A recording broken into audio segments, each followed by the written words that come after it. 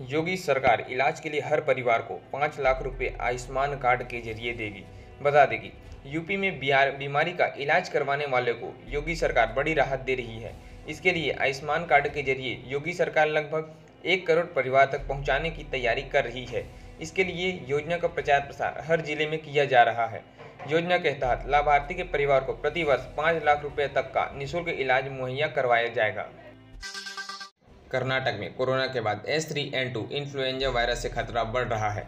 इस वायरस से पहली मौत 85 वर्ष के बुजुर्ग की हुई है, जिससे उन्हें बुखार, ठंड लगने और गले की समस्या थी तथा इस वायरस के खतरे को देखते हुए स्वास्थ्य मंत्री डॉक्टर के सुधाकर के इस संबंध में हाई लेवल की बैठक की है।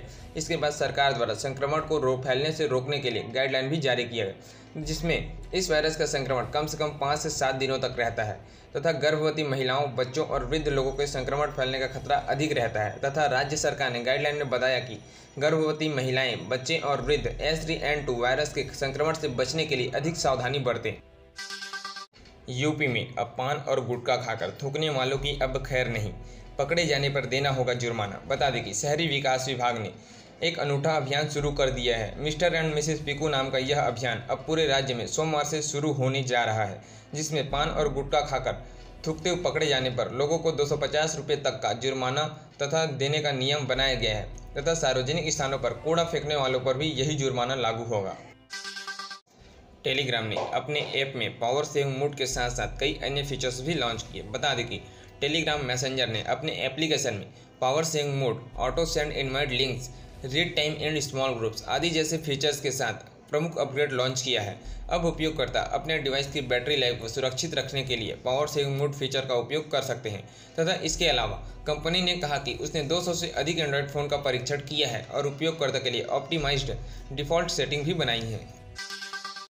केंद्र सरकार का बड़ा ऐलान, BSF रिक्तियों में पूर्व अग्निवीरों को 10% छूट दिए जाने की घोषणा की गई है। बता दें कि सेना की भर्ती की अग्निवीर योजना का लाभ उठाने वाले युवाओं के लिए अच्छी खबर है।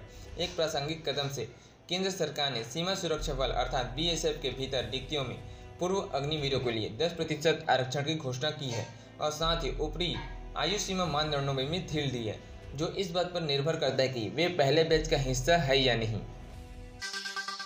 मध्य प्रदेश में बीते दिनों बारिश और ओलावृष्टि हुई, जिसमें किसानों को बहुत नुकसान हुआ, जिसकी राहत राशि को 10 दिन में बांटे जाने का आदेश दिया। बता दें कि बारिश और ओलावृष्टि से किसान चिंतित हैं। सरकार ने किसानों को हर संभव मदद का भरोसा दिलाया है।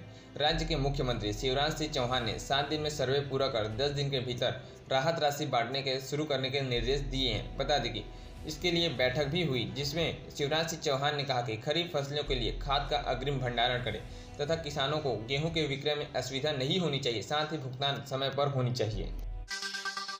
पाकिस्तान ने लिंग आधारित हिंसा को रोकने के लिए नागरिक गाइड लॉन्च किया है। बता दें कि सिन्हुआ समाचार एजेंसी की रिपोर्ट के अनुसार योजना विकास और विशेष पहल मंत्री एहसान इकबाल ने कहा कि मंत्रालय की लिंग इकाई के तहत नागरिक गाइडलाइन बनाई गई है ताकि विकास परियोजना की समीक्षा लैंगिक दृष्टिकोण से भी की जा सके। तथा इकबाल ने कहा कि अगर पाकिस्तान को तेजी से विकास के रास्ते पर ले जाना है तो हमें देश की 100% आबादी को देश की विकास प्रक्रिया से जोड़ना चाहिए तथा विकास बजट के तहत महिलाओं के लिए कई परियोजनाएं शुरू की गई। मंत्री ने कहा कि सरकार द्वारा प्रस्तावित छात्रवृत्ति कार्यक्रम का 50% महिलाओं के लिए आरक्षित किया गया है। लखनऊ से कानपुर का सफर अब आसान होगा। 13 मार्च से मेमू ट्रेन फिर से दोनों जिलों के बीच चलेगी। बता दें कि लखनऊ से कानपुर और कानपुर से लखनऊ सफर करने वाले लोगों के लिए एक राहत भरी खबर है। 13 मार्च से उत्तर रेलवे की ओर से एक बड़ी सौगात दोनों ही जिलों के यात्रियों को दी जा रही है।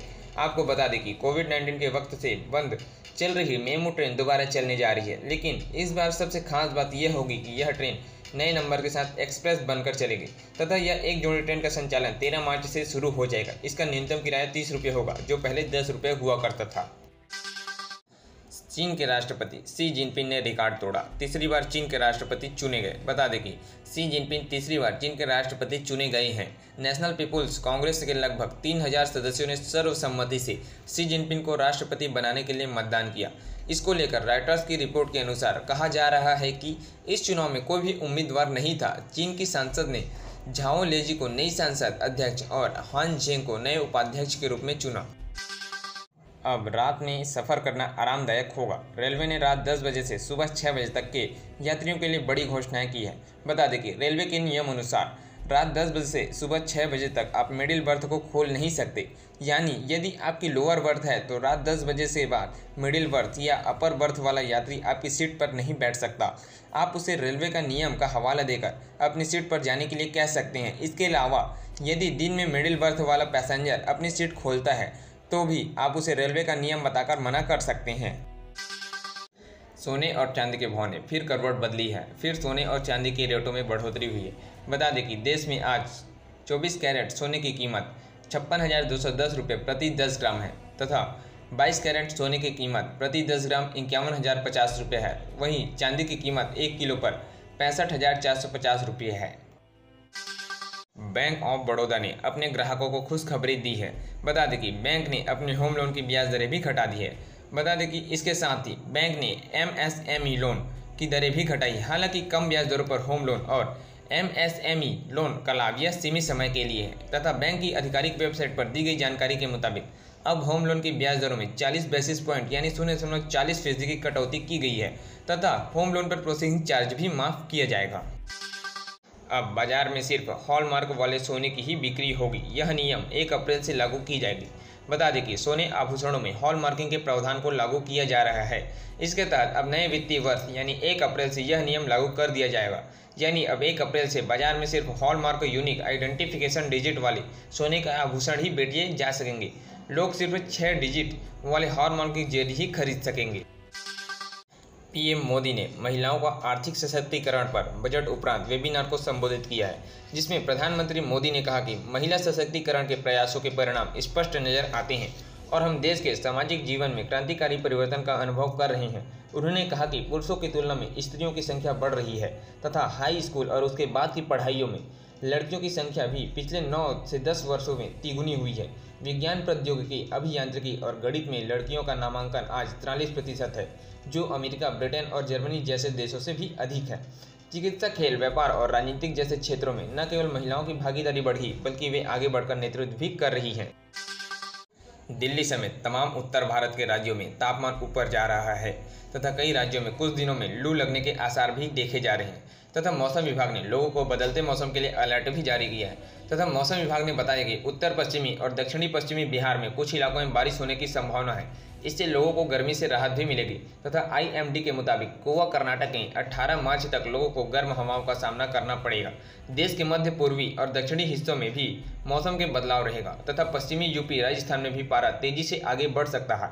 हालांकि उत्तर भारत में कई जगहों पर बारिश देखी जा सकती है, जिससे राहत मिलेगी तथा 15 और 16 मार्च को मध्य प्रदेश और महाराष्ट्र में बारिश के साथ साथ ओलावृष्टि की संभावना जताई जा रही है तथा दिल्ली में 2 दिन बारिश के आसार हैं।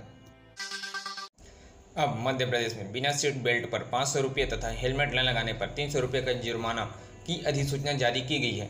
बता दें कि परिवहन विभाग ने वाहन चलाने के दौरान नियम तोड़ने वालों पर जुर्माना की नई दरें लागू कर दी है। 6 मार्च को इसकी अधिसूचना जारी कर दी गई थी। अब बिना सीट बेल्ट के कार चलाने वाले पर 500 रुपये का जुर्माना देना पड़ेगा। वहीं बाइक पर हेलमेट नहीं लगाने पर 300 रुपये का जुर्माना भरना पड़ेगा। लापरवाही से वाहन दौड़ाने पर 5,000 रुपये तक का जुर्माना देना पड़ सकता है। केंद्रीय स्वास्थ्य मंत्रालय द्वारा जारी रिपोर्ट के अनुसार देश में पिछले 24 घंटे में कोविड-19 के 440 नए केस सामने आए हैं, जिसके बाद कुल सक्रिय मामले बढ़कर 3,294 हो गए हैं। बता दें कि देश में कोविड-19 से अब तक कुल 5,30,779 मौतें हुई हैं, जबकि संक्रमण से उबरने वाले मरीजों की संख्या 4.41 करोड़ है। यूपी मंत्रिमंडल ने शहरी स्थानीय निकायों चुनाव में OBC आरक्षण से संबंधित रिपोर्ट स्वीकार कर ली गई है तथा जिसके बाद यह रिपोर्ट उच्चतम न्यायालय के समक्ष पेश की जाएगी, जहां मामला विचाराधीन होगी।